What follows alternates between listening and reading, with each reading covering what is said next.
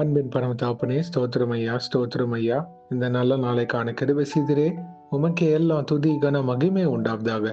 கர்த்தாதி கர்த்தாவே, உமக்கே எல்லாம் துதி கன மகிமை உண்டாவதாக. ராஜாதி ராஜாவே, இயேசு ராஜாவே, உமக்கே எல்லாம் துதி கன மகிமை உண்டாவதாக. ஆமாப்பா, இந்த வசனத்தை வைத்து நாங்கள் ஜெபிக்கிறப்போ எங்கள் ஒவ்வொருத்தரையும் ஆளுகை செய்யுமாறு தாழ்த்தி கேட்கிறோம். Proverbs 21st chapter, 2nd verse. People may be right in their own eyes, but the Lord examines their heart. நீதிமொழிகள் 21ஆம் அதிகாரம் 2ஆம் வசனம். மனுஷனுடைய வழியெல்லாம் அவன் பார்வைக்கு செம்மையாக தோன்றும், கர்த்தரோ இருதயங்களை நிறுத்து பார்க்கிறார். ஆமென். Thank you Jesus. இந்த வசனத்தை கொடுத்ததுக்காக ஸ்தோத்திரம் ஐயா. எங்கள் ஒவ்வொருத்தரையும் ஆளுகை செய்யுமா தாழ்த்தி கேட்கிறோம். இயேசுவே, இந்த வசனத்தின்படி நாங்க உமக்கு கீழ்ப்படிந்து வாழ கிருபை செய்யுங்க தகப்பனே. எங்க கண்களுக்கு நாங்க அநேக காரியங்கள் நல்லதாக நாங்க நினைத்தாலும் இயேசுவே, நீங்க ஒவ்வொரு காரியத்தையும் ஆராய்ந்து அறிந்திருக்கிறீராப்பா. எங்க இருதயத்துல என்னென்ன சிந்தனைகள் வருதோ, எங்க கண்கள்ல நாங்க எதுதான் நினைக்கிறோமோ அது எல்லாமே உமக்கு அது வெளியரங்கமாக இருக்கிறதுக்காக ஸ்தோத்திரம். ஆனா ஐயா, எங்க வாழ்க்கை உமக்கு பிரியமுள்ள வாழ்க்கையாக இருக்க வேண்டும். உமது கண்களுக்கு பிரியப்பட்ட பாத்திரவன்களாக இருக்க எங்களை தகுதிப்படுத்துங்க இயேசுவே. நாங்க நினைக்கலாம் இது எனக்கு பிடிச்சிருக்கு, இது எனக்கு வேணும் அப்படின்னு.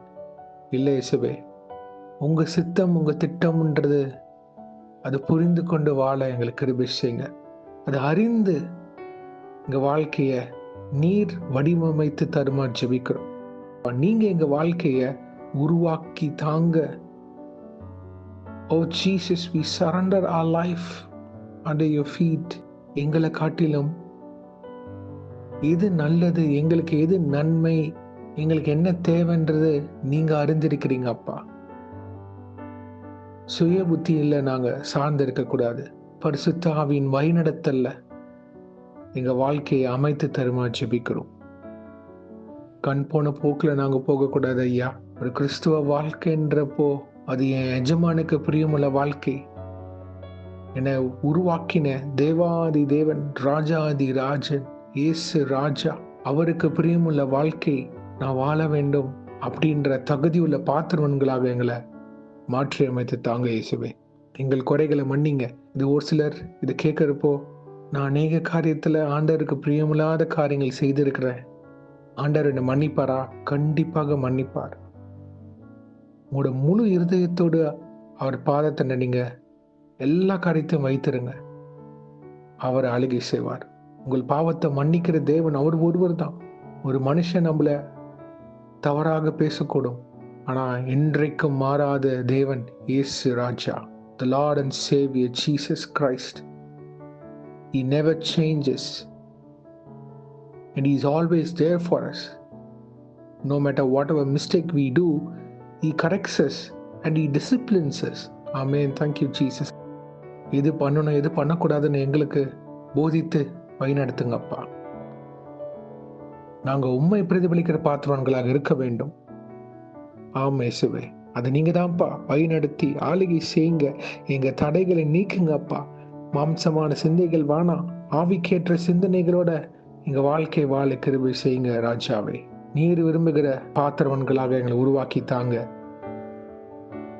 உமது கையில இருக்கிற களிமண்ணாங்க எங்களை உருவாக்குங்க. கொயவன் கையில இருக்கிற களிமண்ணாங்க எங்களை ஆளுகை செய்யுமா தாழ்த்தி கேட்கிறோம். எங்க இருதயத்தின் ஆழங்களை அறிந்த தேவாதி தேவன், அப்போது அது உமக்கு பிரியமுள்ள வாழ்க்கையாக மாற்றி அமைத்து வடிவமைத்து பிறருக்கு ஆசீர்வாதமான பாத்திரவன்களாக எங்களை ஆளுகை செய்யுமாறு தாழ்த்தி கேட்கிறோம். இயேசுவே, இன்றைக்கு யார் யார் என்னென்ன காரியங்களாக போகிறார்களோ அவங்கள பாதுகாத்து பொறுப்படுத்தி வழிநடத்துங்க. உங்க காரம் முன்னும் பின்னுமாக இருப்பதாக தேவ தூதர்களால் பாதுகாத்து வழிநடத்துங்க. இயேசுவின் நாமத்தினால் எங்க தலைகளை தாழ்த்தி ஜெபிக்கிறோம் பிதாவே. ஆமேன், ஆமேன், ஆமேன். God bless you my brothers and sisters. கர்த்தர் உங்களை ஆசீர்வதிப்பாராக. ஆமேன்.